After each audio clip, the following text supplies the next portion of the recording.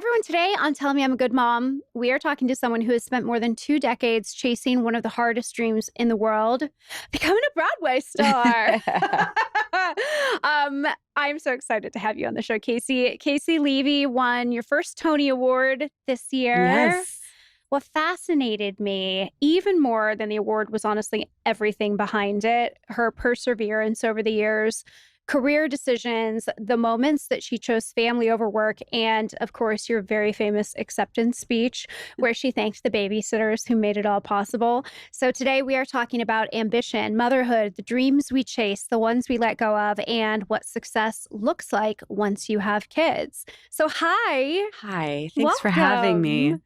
I'm so happy you're here. You're going up to... I'm going up to Lincoln Center right after You're going this up to to do Lincoln Ragtime. Center right after this. Yeah. And if you're tuning into the show, I think Ragtime will have just finished by the time this comes out. Yes, because we close on the 16th of August. Yeah, this episode is coming out right after. So I want to ask you a lot of questions about how you think you're going to feel and what you're going to do next. But we'll get to those questions. Okay.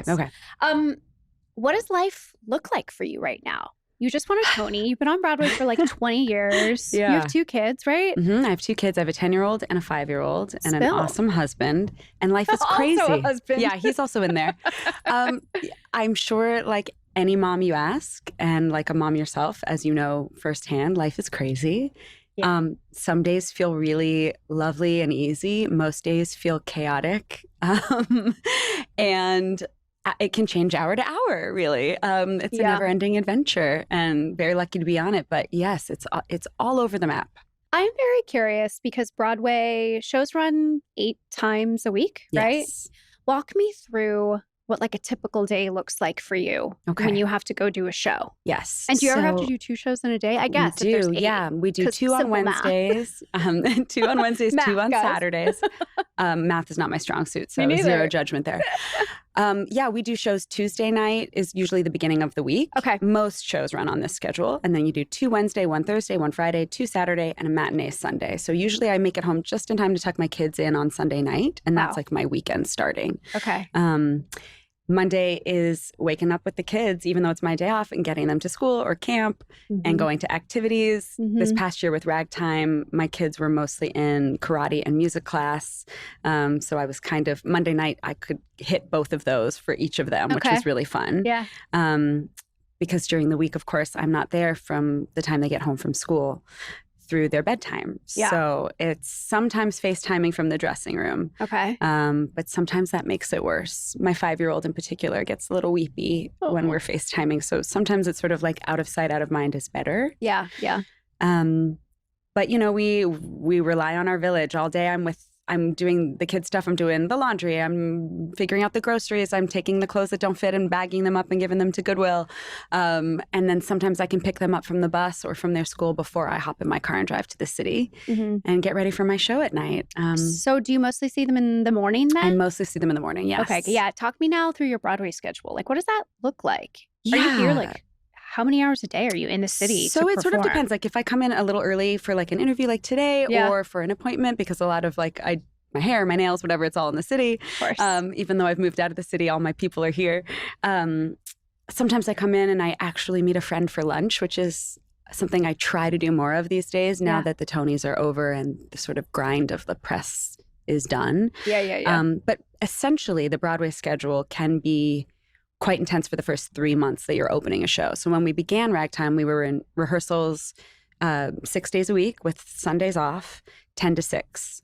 And then when you switch into a tech schedule, you move into the theater and you sort of use about 10 days or so for the technical crew to get the show loaded in, microphones, the lighting. And so you sort of stop acting and you become sort of bodies on a stage to get the technical elements. Yeah. And then once previews begin, you rehearse all day and perform at night for paying audiences for about a month until the show opens. And if you're opening around Tony time, you're also doing all of the press surrounding marketing the show. If you're lucky enough to be nominated for your role, like I was this year, you're doing press almost every single day, talking about yourself ad nauseum to the point where you are so sick of yourself at the end of the day, and then you're showing up to the theater and playing your role and going home late at night. So you don't see your kids a lot for those first sort of 3-4 months of the run. now with ragtime, we're post Tony's and the magic and the chaos of that has faded.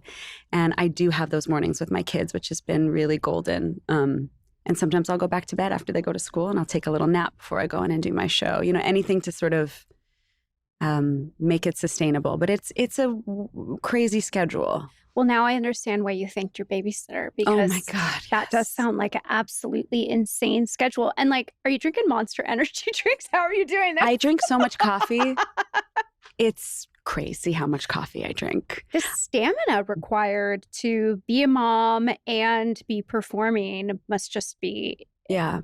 you must be in like really good physical shape, to be honest with you, because like to have that stamina and to get up on stage for hours every single night and sing. Yes. You have to take care of your body and your mental health. I find the mental health side of it harder to manage. Really? Yeah, because Than the physical side. Than the physical side. I think as moms, we are conditioned to go, go, go, go, go, and put everybody else's needs in front of our own, that you have to really make sure you're prioritizing your physical and mental health.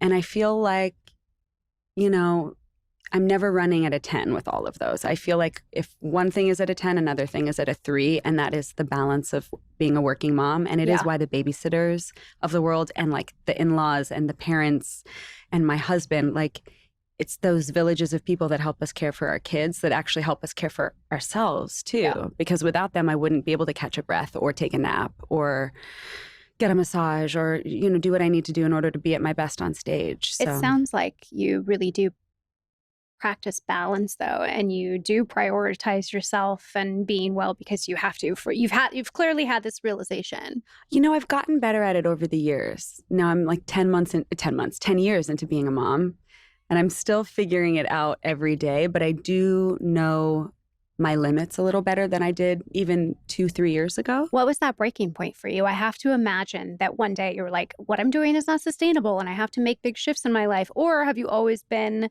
just wary of the balance from the get-go?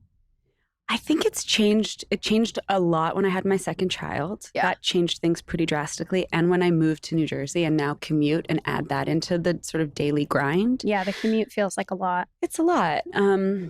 And in some ways it can be great because it sort of gets you out of the go, go, go of the city and separates you from your work in a way. It helps further separate, you know, when you're an actor, it's like you are on stage yourself. You are the thing that you do for work. So sometimes you can confuse yourself and think, you know, you can meld with your role just a little too much. And so escaping the physical space of New York City can sometimes help that. But I think having a second child really kicked things into high gear because it made me realize like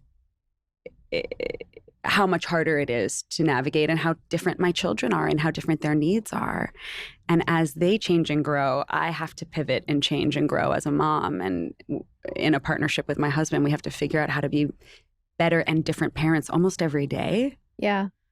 So I don't know. It's like it's a constantly changing thing. And I would be lying if I said it was easy. It definitely isn't. It's definitely worth it every day, but some days feel totally impossible. And some days feel like, maybe I've got the hang of this. But like, there has to be something that your kids do, like a positive behavior that you see them exhibit into the world that lets you know that you're actually doing a really good job. Oh, yeah. Right? There are, of course. I mean, my kids are amazing.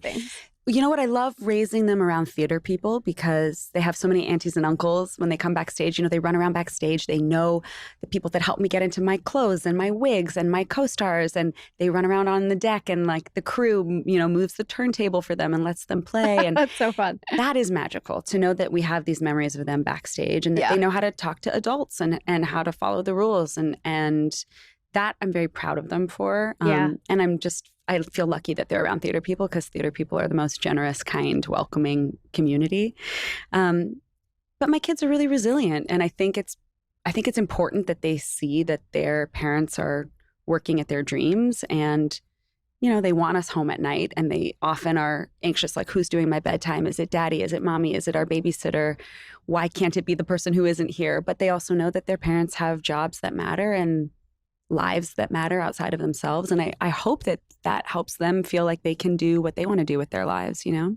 Yeah. I mean, it probably also speaks to the qualities that you just talked about in them, right? Like they're able to speak to adults, like they're Yeah. able to like show up backstage and, be there and be fun, but also be responsible, right? And I Yeah. think that that early behavior of children so much mirrors what they see in the home and the examples that are Mhm. being set for them. So, yeah, I mean, it sounds like you're doing a great job, even if you can't always be home for bedtime. Yeah, it's tough to not be home for bedtime because that's when like the snuggly I know. chats happen, and it is tough. But I try to really maximize that on my nights off. So I am 8 months postpartum now, and I feel like everyone I know that's postpartum is just trying to find like little moments to move their bodies during nap time. Maybe it's before the kids wake up, or maybe it's just squeezed in between everything else. My window is honestly a deeply unglamorous 25 minutes that starts the second that Nell goes down for her first nap. And when I first started exercising again, I really was just like lying on the living room floor, stretching, negotiating with myself about whether or not it was going to actually happen. But what finally fixed it was not actually motivation. It was the gear that I got. And that is why I love Stacked, a female founded wellness brand that believes that movement is essential for a balanced life.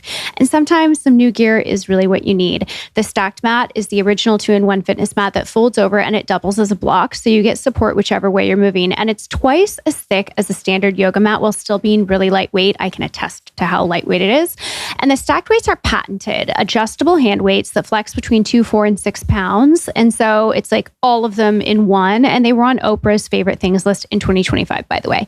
And they're some of my favorite things as well. I also love the adjustable weighted vest. I kept seeing ladies in my neighborhood walking around in the morning in their vest. And I was like, I need one of those vests because right now strength training matters more than ever. And it makes it so effortless to add resistance to my morning walks with my baby. It goes from 6 to 8 pounds and you can start at 6 and then you just like zip on 2 more as you get stronger. It's very cool. Stacked was started by 2 best friends, Taylor and Millie, and they got tired of doing Pilates and sculpt workouts on mats that were only ever designed for yoga. So they went on Shark Tank and they landed in Time's 200 best inventions of 2023. They have made it even easier to start with their curated sets, from the Stacked starter set to the Pilates set. It gives you everything you need to kickstart your routine. Visit shopstacked.com/goodmom and use code GMOM at checkout for 20% off your purchase. That's shopstacked.com/goodmom and use code GMOM for 20% off your order. So we go on road trips a lot with Nell. Like the summer's coming to an end and we get out of the city on most weekends. We went out to the North Fork last month and 40 minutes in, there was an incident. I'm not going to describe it, but Dom pulled into a gas station. We opened the trunk and we handled the entire situation in the trunk like a pit crew. And this actually happens to us a lot. I don't know if it happens to other parents a lot, but for us, it's like pretty regular.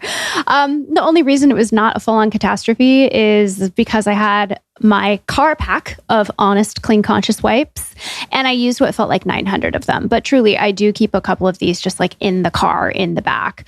Caring for a baby, like it comes with so many little decisions, from what goes in the car to what goes on their skin to what you trust for everyday messes and cuddles and bath time and cleanups. And that is why Honest created baby essentials made for life's most delicate skin.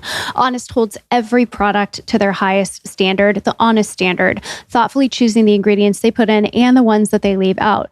Their baby products are hypoallergenic and they're dermatologist tested. From the Honest Clean Conscious wipes to bath and body essentials to diapers, every product is designed for the delicate details that matter most. And it is one less thing I have to stand in an aisle and read the back of.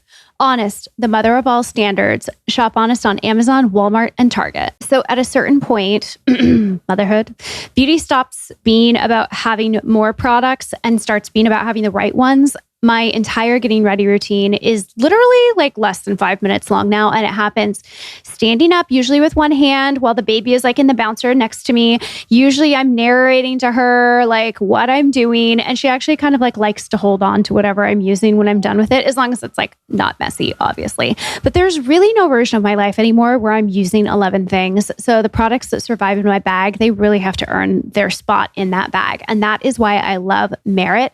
It is beauty with intention. addition, their entire approach is a carefully edited collection of makeup and skincare essentials that help you look put together without that complicated routine. Sorry, we're not doing TikTok full get ready with me's, and they don't launch things just to launch things. So when Merit introduces something new, I really do pay attention.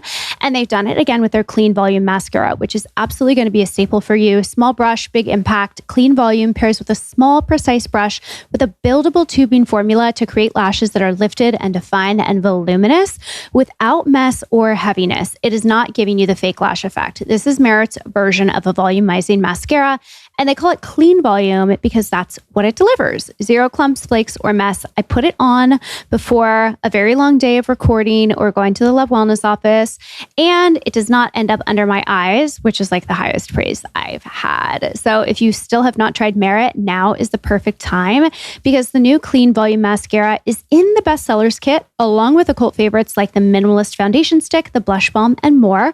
Right now, Merit Beauty is offering our listeners their signature makeup bag. It's so cute, by the way, with your first order at meritbeauty.com. That's MERIT beauty.com to get your free signature makeup bag with your first order. meritbeauty.com. What are you noticing about your 7-month-old? Like, she's just starting to learn how to snuggle a little bit. My God. It is like the cutest thing ever. She really has just dramatically come alive in the past couple of weeks. And I feel like people say, oh, when they're like 6, 7 months old, they're like peak cuteness because like their little cheeks are kind of fat. And she like literally has just figured out how to give us a kiss. And she lays, so I put her to bed every night. And I feed her bottle, and halfway through her bottle, she likes to get up on my shoulder and put her head down on me and take her first little part of her snooze. And she was a baby that was never a big snuggler because she has CMPA. And so she always had like terrible stomach pain. And so she's always really uncomfortable, and snuggling like didn't necessarily feel good for this little baby. And so all of a sudden, for the first time, to have a snuggly baby in 7 months is just... I cannot even begin to tell you how fulfilling it is and how loved I feel by this like little angel. It is just... You're making me want to have 10 more babies because the baby snuggles are magical. I was saying to my husband the other day, I was like, that feeling of your baby leaning into you and wanting a hug or a snuggle or a kiss is truly the most priceless feeling, emotion, whatever you want to call it, that I have like ever experienced in my entire life. I could not agree more. And I also think it's amazing that you can recognize it as it's happening. I don't know that for me, 7 months postpartum, I was able to take those wins or like step outside myself enough to notice how special it was. So good for you for being able to do that. I've been dealing with my postpartum depression. Yeah. I think once you feel a little bit better, you're able to like acknowledge those emotions better. Because a big part of my postpartum depression was I just felt very flat, but I had experienced a ton of trauma postpartum. I retained placenta. My daughter has this allergy thing. And I think I was just protecting myself from so much bad, like literally trying to stay alive, even though I had bad placenta inside of me. And now that I've come through the other side, I'm able to experience all of these like positive emotions and it so much more, but also so much more meaningfully. And, you know, something I see on the internet actually a lot lately is much more honesty around postpartum. People are being much more honest about how they're feeling and that it can be tough, but also beautiful. But then I'm also seeing content from moms that's like, what are you guys talking about? My postpartum is so great. It's so magical and so wonderful. And I'm like, I'm so fucking jealous of you. Like, what did you what did your body do differently from me? Right? Because like, I don't think that these people who are having these like really positive postpartums are doing more as moms. No. You know what I mean? I think it's a weird luck of the draw thing, don't you think? Like I think so too, but then these moms, and I'm curious if you're this mom, this kind of mom that has had this like really positive postpartum experience, please slide into my DMs because, you know, a lot of the captions feel like they're like picking at moms that are like talking negatively about their experience a lot. And they're like, there's so much like fear mongering out there. And it's like, well, it's not fear mongering. I'm just like trying to be honest about my experience. And I didn't experience what you experienced, and you didn't experience what I experienced. And so how can we even compare apples to apples? And I don't know. I'm just like seeing a lot of that on the internet these days. Yeah, And it makes me feel so fucking jealous. Oh yeah, I've been there too. Why did I retain placenta? Why is this so dark? Everybody's story. I mean, there has to be room for all the different versions of what motherhood looks like. Yeah. And you can only understand what you've experienced, and then you can only open your heart enough to understand somebody else's experience. And like, we owe that to each other, because we all know how isolating it can feel. Like, I had 2 wildly different pregnancies. Yeah. My pregnancy with my son was really complicated. We knew early on that he wasn't growing at the rate that he was supposed to. I was heavily monitored. I was having all this crazy pain, and he ended up coming 6 weeks early at 3 pounds. Goodness. Oh my goodness. So he was a NICU baby for 3 weeks, and I was beside myself, and I was terrified. And thank God he was okay. He just needed to grow, but he was, the size of the water bottle. Hold him in your hand. Yeah. And then my pregnancy with my daughter 5 years later was like completely typical, but it was at the height of COVID, when nobody could come into the appointments with you. And I was barely being seen by a doctor. And I had gone through this very traumatic pregnancy. Yeah. And couldn't gain weight, and the baby couldn't gain weight. And to having my pregnancy with my daughter, where I was gaining so much weight I could barely walk by the end of it. And I was like, these could not be more polar extremes, And then I had a totally typical birthing experience. I mean, I had another C-section that wasn't great, but C-sections are brutal. Oh, if you had 2 C-sections? Yeah. I've had 1. But obviously. As my doctor... I haven't had 2. Right. But as I said to you before this, like, as my doctor said to me at both pregnancies, like, there's no good way, but you get a baby at the end, hopefully, if you're lucky, and you figure it out. And you lean on each other, and you talk to other moms, and you talk to your mom, and you talk to other parents, and you have to find that support in your way through it. Otherwise, you feel totally crazy. Yeah, I completely understand. I completely understand, everybody. And I think everybody listening completely understands. I'm very curious how motherhood has changed you, because I think you are like a big fucking deal on Broadway and in life. But like, I think that the perseverance it requires to become a Broadway star of your caliber is insane. You must be very type A. I am. And I'm very tunnel vision. Yeah. Yes. Like, it's what I've always wanted, and it's what I've always done. Yeah. Like, the determination and drive to achieve what you have achieved is very meaningful. And I'm really curious if motherhood has changed that about you in ways, or if you are that kind of mom. I think it has changed me profoundly in a few ways that have affected my career. Before I had kids, I was tunnel vision, as I said, and very ambitious and very focused. But I found less joy in the day-to-day, I think, of my career than after I became a parent. Because... But why? You were achieving everything you ever wanted to achieve. Yes. And you were like, I'm Elsa. Right. But actually, luckily with Elsa, that was the first role I played as a mom. Oh, you had your son before you were Elsa. Exactly. Okay. And I think that was an amazing role to be playing as a parent for the first time. Yes. Because all these parents were bringing their babies to see their first Broadway show, That matinee must have just been magical every Glitter week. all over the seats, and like all my girlfriends brought their daughters and sons, and I would bring them backstage. I was like, I was a very popular auntie at that point. I bet. But yeah, my son grew up backstage throwing the glitter in the snow, and that was magical for me. But I think there was a certain, not to use this phrase callously, but there was a certain amount of letting go that I was able to do after having children with my career that allowed me to, I heard you swear, so I can say give less fucks. Where if I had an important audition and I had 20 minutes to work on it, I was like, well, I have 20 minutes to do this. I'm going to do it really well, and I'm going to give it everything I have for 20 minutes. And then I'm literally going to let it go because I have a screaming baby over here that needs to be fed. Yeah. And in some ways, it made my work better. Yeah. Maybe like a more authentic version of you, to be honest with you. I think so. My agents were like, oh, wow, as soon as you became a mom, you just started like booking things left and right. And I think there is a certain amount of like fucks to be given and time to be given and maxing out that makes you go, okay, this is the priority, or this is what I have to give to this right now. And I'm Yeah. not going to give every last drop of myself to this. I'm going to give 85% of it, and the rest I'm saving for my kid in this moment. Yeah. And sometimes that's going to flip. Sometimes I only have 10% to give this audition. Mm-hmm. And that's what it gets today. And like, that's the constant balancing act. So I think it changed me in that way. And it is interesting that I became a little bit braver once I became a parent in my career, because I started to go, well, if I'm away from my kids, I better really want to be here. Better be for a project and a role and a bunch of people to be in a room with that I really want to be with. Otherwise, it's not worth it. Yeah. You know? That's very interesting. Tell me a little bit more about your career. I have to imagine that you grew up in the theater. Yeah. Like the middle school production. Were you the star? Sort of.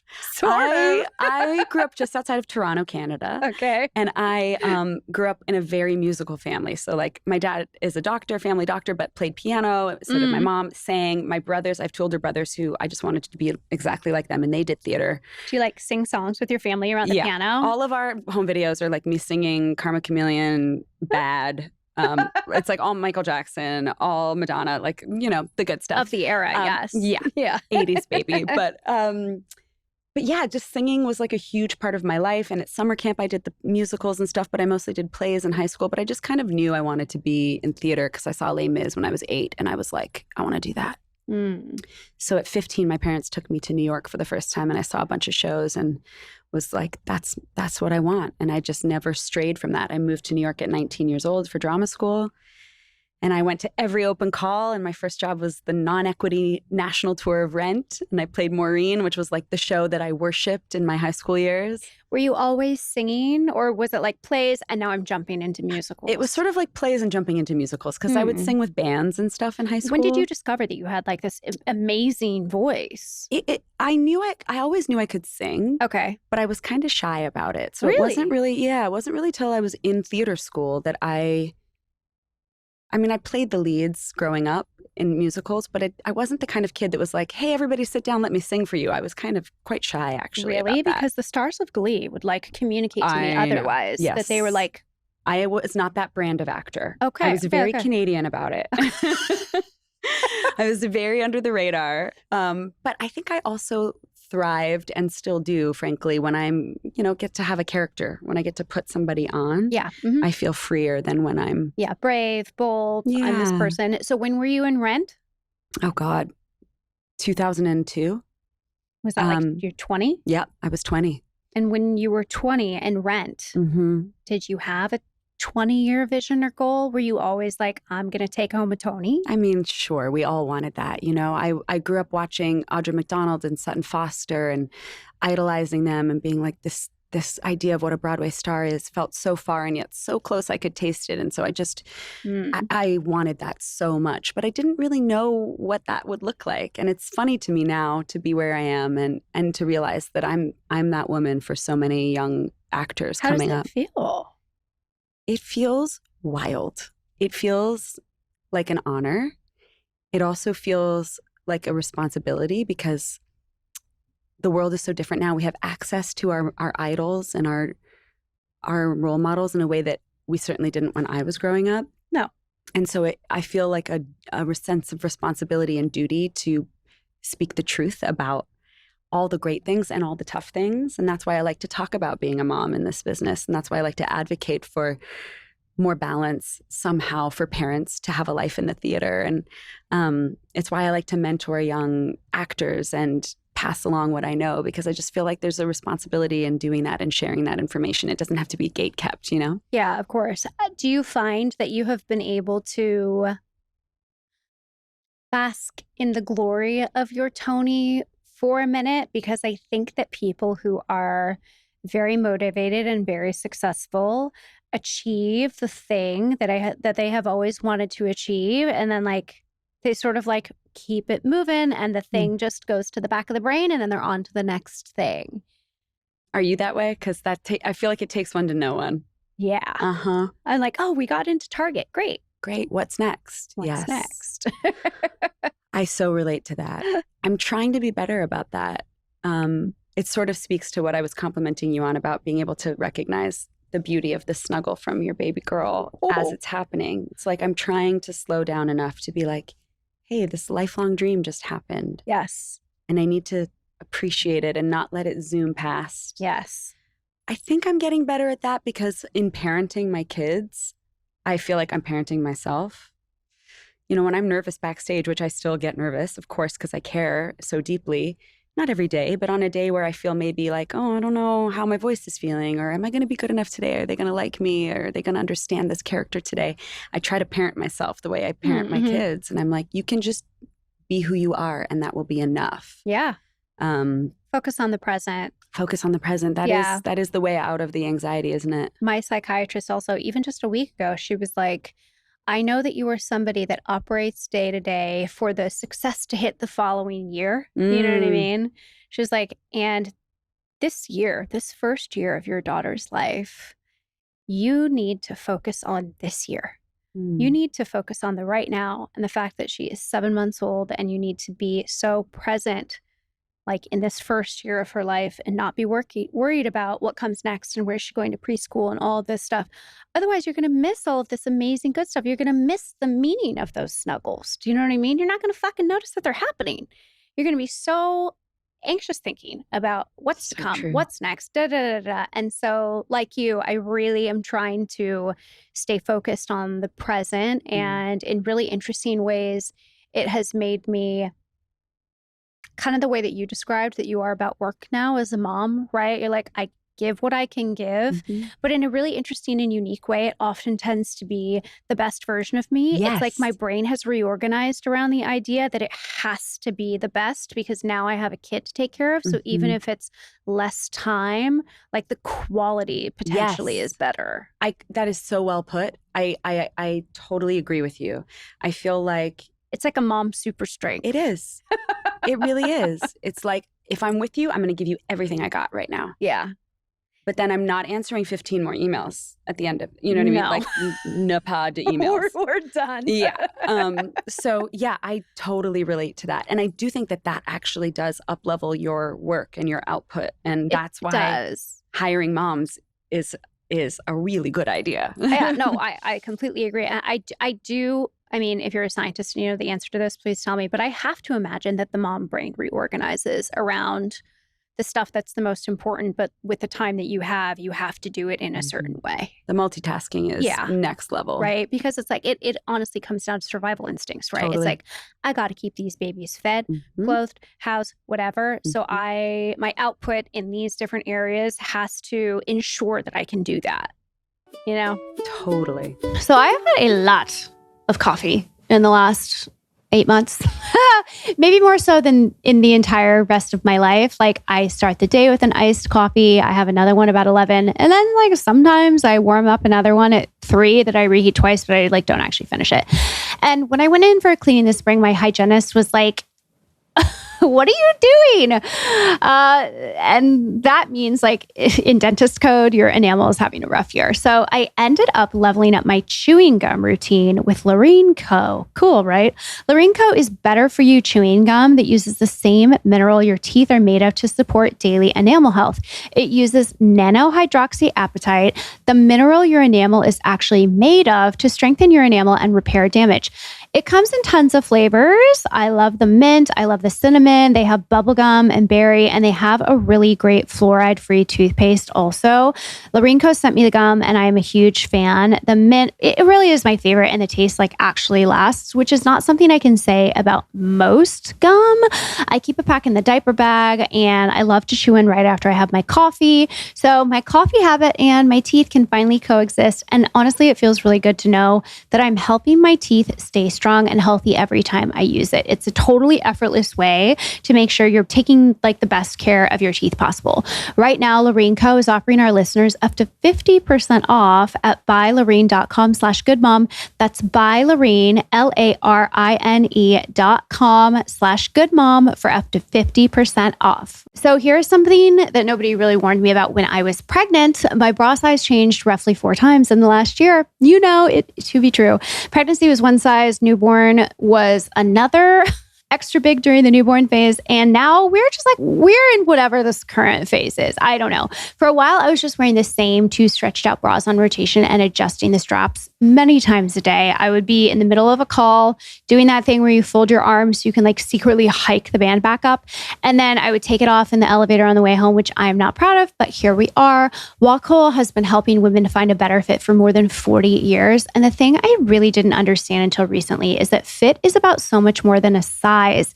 It's about your shape, your comfort, the support you actually need, and how well the thing is actually made. Their fit experts have helped more than 2 million women find their bra. So this is decades of knowing what they were doing. And bodies, like, they really do change. Stress, hormones, weight, pregnancy, whatever. Wacoal makes bras designed to support you through all of that so you can spend your day thinking about like literally anything else. When your bra is right, you're just more comfortable and confident. Support for you. Underneath it all lies Wacoal. Visit wacoal.com and use code GOODMOM at checkout for 10% off your first purchase. That's WACOAL.com. Use code GOODMOM for 10% off your first purchase. Offer valid for new customers only. Limit 1 code per customer. Okay, I want you guys to be honest with yourself. What is the one money lesson you had to learn the hard way? Mine, it was a credit card at 19. I got approved for something like $500. And I genuinely believed like the bank was just like, here's $500. Nobody really sat down and walked me through any of it. So I learned it by messing up, and that is like the most expensive possible way to learn anything. Nell is obviously not there yet. She's just like learning what her foot is, but I already know that I'm going to manage teaching my kids about money differently. So I want to talk to you guys about Cash App. It now offers managed account for kids age 6 to 12 that grow with them all the way to adulthood. No subscription fees because building money habits should not cost extra. The account actually runs through you. So you're not just watching them from the sidelines, you're in it with them. And that is what makes it a real teaching tool. Every time money comes in or goes out, it's a chance to talk about it together. And you know that they like love to be on the phone and computer, so you can like pull it up and show them. You get to set spending limits, and you can lock or unlock their Cash App Visa card anytime from your own app. It automatically tracks their allowance and the flow of money in and out together, and kids can start building real saving habits early by earning interest on savings. So when you're explaining the difference between spending now versus saving for later, they can actually see their money grow. So no matter where the money comes from, birthday money from grandma, maybe they have a little job, like whatever, their savings habits and history carry forward every step of the way, from a parent managed account at 6 to a teen account at 13 to a full account at 18. It is structured independence. They get real life practice with money, and you're right there teaching them through every stage. So if you're ready to start teaching money habits without adding more stress to your plate, download Cash App and set up a managed account for your kid today. For a limited time, new Cash App customers who are parents can use our exclusive referral code FAMILY10 to earn $10. Download Cash App, enter the referral code in your profile, send $5 to a friend within 14 days, and you'll receive $10. Terms apply. Cash App is a financial services platform, not a bank. Banking services provided by Cash App's bank partners. Prepaid debit cards issued by Sutton Bank, member FDIC. Cash App Visa Debit Flex cards issued by Sutton Bank, member FDIC, and the Bancorp Bank NA, pursuant to the license from Visa USA Inc. See terms and conditions for the Sutton Prepaid Card, Sutton Debit Flex Card, and Bancorp Debit Flex Card. Savings and offerings provided by Cash App, a Block Inc. brand. Parents and legal guardians can open a managed account for kids 6 to 12. Visit cash.app/legal/podcast for full disclosures. I want to talk about your Tony speech. The Tony heard round the world. It was. I saw so many videos on social media when you won this Tony, and I was like, wow, that Caissie. I like that lady. You thanked the babysitters. Was that like premeditated is the wrong word because it sounds negative, but is there like the positive connotation of premeditated? Oh, yeah. Did you think about this ahead of time? I did. Listen, first of all, okay. I won an award earlier in the season that I didn't even realize I could win, and I hadn't prepared anything, and I was so nervous that I was like shaking and my voice was shaking that I didn't thought, see that video. Yeah, that wasn't televised. So I was like, let me prepare something because this is on national television and it's like the Tony is what we all dream of. Yeah. So I had a little crib sheet, I had some notes. Okay. Like I do. My sexy notes I have every episode. Yes, exactly. We love a sexy note. So I had some ideas in my head, and I definitely knew that I wanted to thank the people that helped me get here. And that doesn't just include, of course, my parents, who like I owe everything to. It doesn't. Your agents. It doesn't just include my agents. It doesn't just include your makeup the person. producers and the director. It's the day in, day out, it's the babysitters. Yeah. And so many of my babysitters for both my kids have been young actresses. Really? Yes, because when I teach, I sort of bring on my favorites and have brought them into my life as little sisters, and I've mentored them, and they've become the people that know my kids. And you know, one of my dear friends, Jess, came with me to Denver for the out-of-town tryout of Frozen when my husband he's a professor, so he was teaching. So like I brought Jessica with me to Denver. I brought Sophie lived with me for the whole first year of Frozen. I brought my friend Cammie to take care of my son while I was in Las Vegas singing backup for Rod Stewart when he was 5 months old. Like, these young women are the reason that I have a career, because they came with me and like loved my kid when I couldn't be there next to my kid, you know? And it's so moving to me because so much of this kind of labor is done by young women and it goes unseen. And I just wanted to shout them out. And now we have an amazing babysitter, Julia, who's our au pair, who's with us this year. And like, thank God for her. She has been a game changer for our family. Yeah. And my longtime nanny, Marianne, who helped raise my children and came to London when I was in the West End doing shows and brought them over with my husband.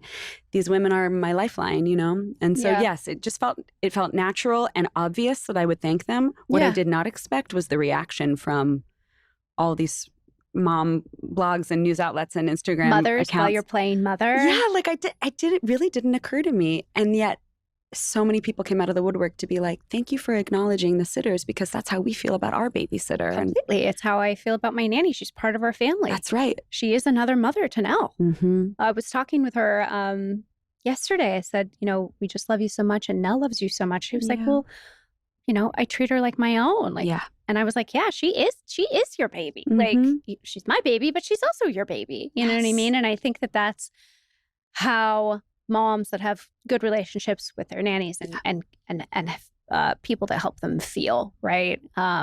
Yes. Because I feel that very, very deeply. But yeah, your speech touched me because I was, you know, in the early days at work and, you know, we had help because we needed help. And it made me feel less alone as a working mom, because I think that I carry a lot of guilt for being a working mom. Yeah. Like, I cried at the office today. My nanny sent me a video of, you know, her and Nell on the carousel, like out in the city. And I cried because they were having such a great time, but also because, like, I can't be there. Like, I'm at work. Like, I'm on a call with TikTok right now. You know what I mean? I so know what you mean. And it breaks my heart in every direction. But, like, I also know it's good for her to be around other people and be out in the world and do all of these things. I feel so conflicted. There's so much heartbreak with the joy. Like, they coexist. And it's so true. Like, I get to live out my dream. I get to do 8 shows a week on Broadway. I get to win a Tony Award. These are dreams of mine. Yeah. But it's also my dream to snuggle up with my babies and tuck them in at night and like hear about their day. And I don't get to do that right now. Yeah. And so thank God I can rely on these wonderful humans in our world who help ease that transition for them. And I feel jealous of them too, because they get to be with my kids. It's so complicated. Yeah, it's very, very complicated. I do love that your character in Ragtime is just a mother. Just mother. Does mother have a name? I have named her, yes. What have you named her? I've named her after my grandmother, Ruth. She feels very much like a Ruth to me, but she's sort of a combo platter of my grandmother's and my mom. My grandma Ruth, which is my paternal grandmother, was very modern thinker in a very unmodern time, which is how I think of this character. And she always did what was right and stuck up for people and was very ethical and steadfast in that. And then my bubby Frida, my mom's mom, was the life of the party, always had the fabulous fashions, traveled the world, had like an insatiable need to learn about other cultures. So I've brought that to mother from her. And then there's my mom, who I just feel, my mom Lisa is like the ultimate badass. She's tough on the outside and soft underneath, and has always been there for me and my brothers, no matter what, even when it's hard. and is also a really good time to hang with. She's a really good hang. And so those three women sort of shaped my version of this character. Yeah. How does it make you feel to know that you were working on Lost Boys? You decided, I can't continue to pursue this. Mm-hmm. Ragtime gets extended, and then you win the Tony.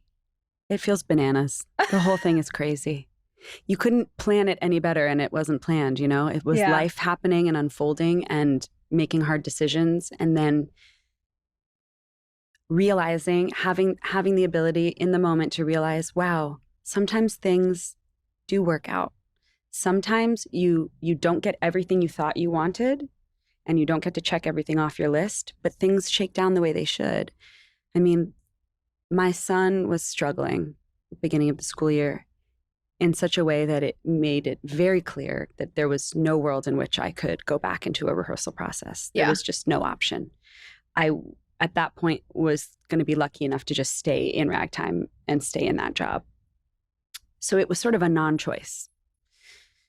And up until then, I don't think I've had to face that as a parent yet, where I had to just be like, this whole section of my life that I had planned for is a no because of my kid and what they need. But that's what happened to me. Yeah. And the fact that the Lost Boys were so awesome about it, and that Ragtime was so awesome about it, and that my dear friend Shoshana Bean went into the Lost Boys and she won a Tony too. And it just is like mind-blowing. It's like when good things happen, you just have to sort of look up and say, wow, thanks, universe. Because it could have gone awry in so many different ways. And I think it's just such a lesson in like, what is for you will not pass you by. Mm-hmm. And when you follow that gut instinct of what you must do, I like to think that things will sort of rally to support you, you know? Kismet. Yeah. Yeah. Yeah. I think that's really a nice place to end. Everybody, thank you so much for tuning into today's episode. Caissie, I love you. I love chatting with you. Thanks for having me. You are just such a breath of fresh air and just an incredible, like, once-in-a-generation talent. And I'm just so glad to have you on the show right Thanks before for you like having go to me. like one of your last couple of performances of this incredible show, Ragtime. Thank you. I so appreciate getting to chat with you about being a mom and being a working mom here. Thank you. Where can everybody find you? You can find me on Instagram at Caissie Levy. Okay. Thanks for tuning in.